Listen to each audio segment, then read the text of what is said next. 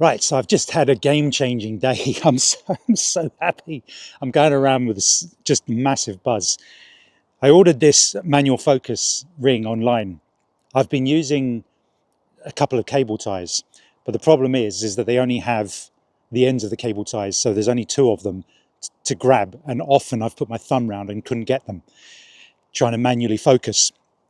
And the other problem is, if you've got a lens like this is the 200 to 800, the RF Canon, and it doesn't have a manual override. So I had the Sigma 150 to 600, and you could point the camera at whatever you were trying to photograph, like a bird, and if it was behind a twig or a leaf, you could just manually override with the manual focus so that the autofocus system can get onto the bird's eye. Then you could let go and the sort of camera takes over generally.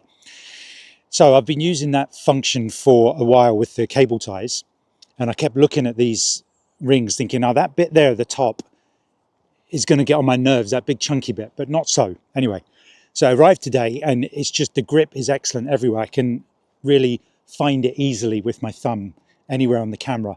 And I sometimes even just take the camera away from me and use both hands to get to it. So what are we talking about today? We are talking about something that I'm very, very, very, very, very late to the party about. Some of you are going to be going, duh. Well, look, it's about assigning functions to buttons that they're not normally used for, i.e. you wanted to assign ISO to menu button or menu to the info button, whatever. It might just be where you like to put your thumb or your fingers. It just works better for you. It's a great day for technology that it's helped us to sort of we don't have to stick to what the camera comes as. We can adjust it to whatever our needs are and our preferences are. So assigning a custom function. Now, you might be asking, why have I taken so long to come to this? Well, it takes quite a long time to get things into muscle memory. Now, I only got this lens in March when I bought it in Hong Kong. So technically, I won't say it's taken 4 years for this. It's taken several months. And it started off me being fully automatic. Okay, I don't like the camera taking over when a bird's in flight and it exposes for the background. Got to go more manual. So went to like aperture priority and then eventually full on manual mode.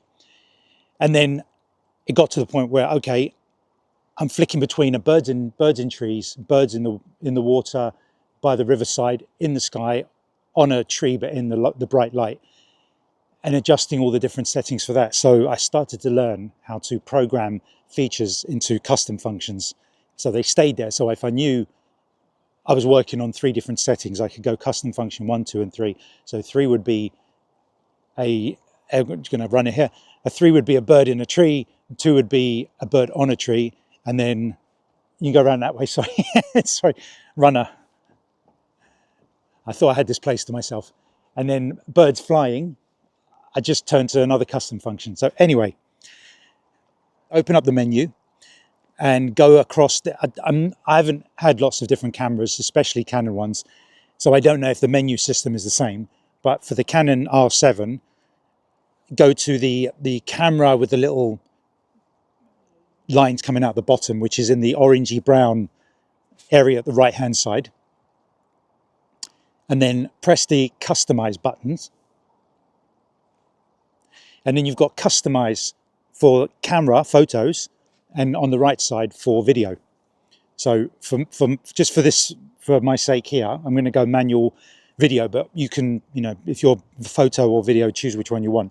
And then you're telling it which button you want to select to be overridden. You're not selecting the one you want, the button you're being overridden. So we're going to go down, and I thought, which button on here don't I use very often? Well, because I'm in full manual mode now, I don't need to lock in an exposure. So I very rarely use the star, which is the locking in of the exposure. So I selected star, and then it gives you a menu of all the things you want to change it to. So I didn't actually know which one it was. I found this out myself by playing around, because there's lots of AF things, and I actually didn't know if it could do this. I was watching some YouTube videos. I'm trying to get into the habit now of not watching television, stopping scrolling through social media and wasting my time and actually learning stuff. And the more videos you watch online, even if the whole video is not, you know most of it, sometimes it's like, oh, that one thing, why have I never thought of that? That's brilliant. I learned one thing from that whole video, which is a big game changer. So I was actually looking at one on the R7 and assigning custom buttons, and I'm like, oh, I wonder if that can do anything for the manual focus. So when I got the Ring today and I had a bit more control, I thought, let's go out and give it a try. So we tried the AF with the little focusing spot. Didn't work. And then, oh, there we are, AF off. Was that it? So yeah, if you press AF off, which assigns it to the star button. So I practiced, there's a sign here that says no entry private road, and I stood in front of it. So it's a really good cropping right in with the house behind. So the camera is forced to focus on that sign. And I practiced with focusing manually on the house behind it. I thought you press it and then you can play with the manual focus. And at first I thought it worked, and then it didn't. It was auto-focusing again. I'm like, okay, what's going on? And then okay, what about holding my thumb on it? That's it. You have to hold your thumb on it. So yeah, I got to practice it on when I went over to, I'm in Eynsford at the moment, a place in Kent, went over to the castle, Lullingstone Castle, and there's a lake moat at the back of it with a mesh fence, and I could see some tufted duck in there. So I went, okay, here's some great practice, because there were branches in the way, a mesh in the way, and a fence, a metal fence in the way. So I had a few things to go through. Now with a very good telephoto lens, it will generally be able to focus right through that, and you'll be able to see the things pretty clearly. There'll be a little bit of haze because it's going through a mesh, but it worked brilliantly. It got onto the tufted duck. And not only that, I thought it would once I'd let go of the button, it would refocus out. But for the most part, it does stay locked on to that reassigns the new autofocus to what you were just looking at. It seems to stay there until I do a bit more experimentation. I don't know if that's the permanent thing, but it does seem to stay on the thing you've just focused on past branches. And then there was a dunnock that landed in a hedgerow with a few thin branches in front of it and another little bit of practice, and bingo, you can see normally the camera's autofocus will be going branches, bird. So it works on that as well. So proper happy. Now, actually, I think this is better than having the manual override and a button to turn the manual focus off. Because even to this day, I still have trouble finding which one the manual button is and the image stabilizer button. I'm always getting the two mixed up and turning one off, turning one on. So I actually think assigning it to a button is much easier. Thumb, bosh, and it's done, and it overrides it. And soon, probably autofocus switch and stabilizer switch will be gone from the lens completely, which might mean for better weather sealing and things like that, and other things to get dirty through, dust and skin contamination. So yeah, I mean, I should have found it a long time ago, but yeah, assigning buttons for other functions, brilliant, absolutely brilliant. I'm so happy.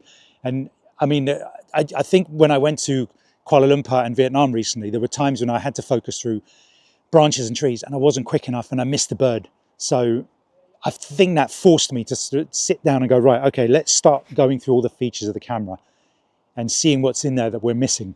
And I'm sure there's other things that I'll be like, why didn't I just sit down and take my time and find it out? But like I say, it takes a long time to commit things to muscle memory. Otherwise, you could go through the manual, try to learn about 20 or 30 different things. A bird lands somewhere and you're going, okay, is it this button or that dial, or, oh, gone, bird's gone. You need to be like, fingers in exactly, you've got half a second to react. And you'll never get it perfect, but over years, you'll be getting things down from 3 seconds to 2 to 1, half a second. And you'll just be getting that much more sharp about taking the pictures. I hope this is handy, and please forgive my ignorance and my late to the party. So, hope it was helpful.